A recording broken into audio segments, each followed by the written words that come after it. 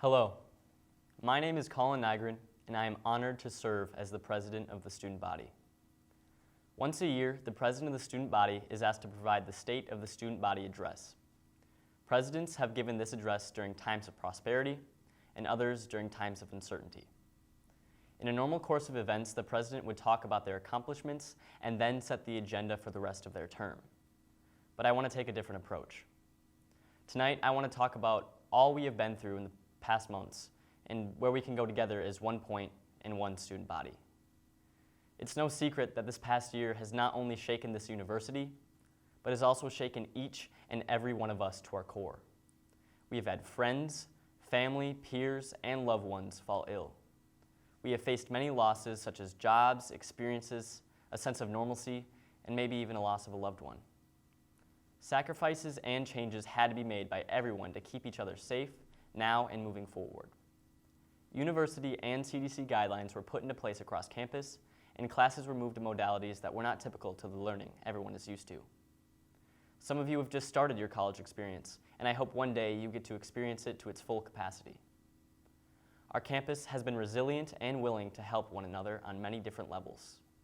We've seen this in the students who helped other students move out and move back in when parents couldn't make it to campus. We've seen it in our amazing facilities service staff who worked around the clock to prepare us for classes in the fall and to keep our campus safe, clean, and the best as it could be. We've seen it in our dining staff who came into work to make sure students are fed no matter where they lived on campus. We've seen it in our students who went to work in the Stevens Point community, whether it be in healthcare, risking their health to help others, or those who went to work in our grocery stores and worked long hours while still attending class to make sure the shelves are stocked and make sure the community is taken care of. We've seen it in our faculty who modified their courses to fit their students' needs. Here we are a family.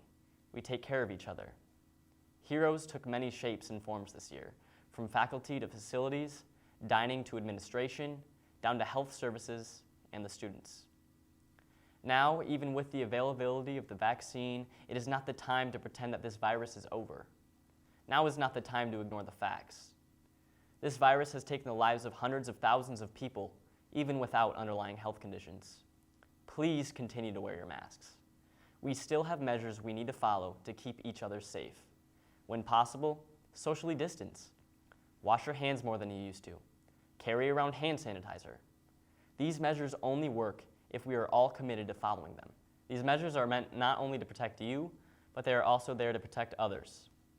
When I wear a mask, I don't just wear it to protect me, I wear it to protect everyone around me.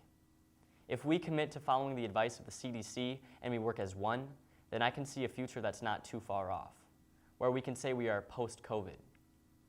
COVID-19 is one of the largest problems we have faced in the past 10 months, but is not the only one.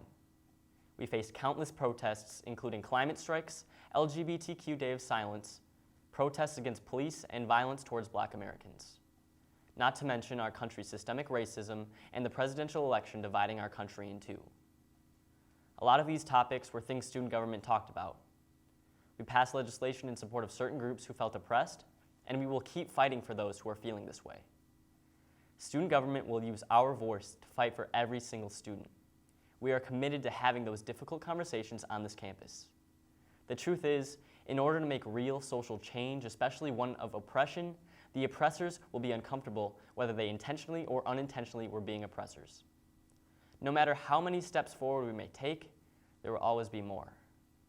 The final part of the major issues we have faced in these past 10 months, long before and long after, the financial situation of this university and the UW system is one that could have been avoided. We cannot change the past, but we can control how we react to the situation. We have faced multiple challenges this year on all scales of the university. We had difficulties with our online education, which there were efforts made by both faculty and students to have a standardized approach to make it easier for all of us. We have a wonderful new Chancellor, Thomas Gibson. Student Government Association had dealt with a lot of difficulties as well. We have quite a bit of transitions, but we are still doing our best to help serve the student body. Even with all these challenges ahead of us, we will not stop fighting and pushing forward to be the best university that we can be. We are dedicated to helping you remember why you chose UW Stevens Point. And most importantly, why UW Stevens Point chose you.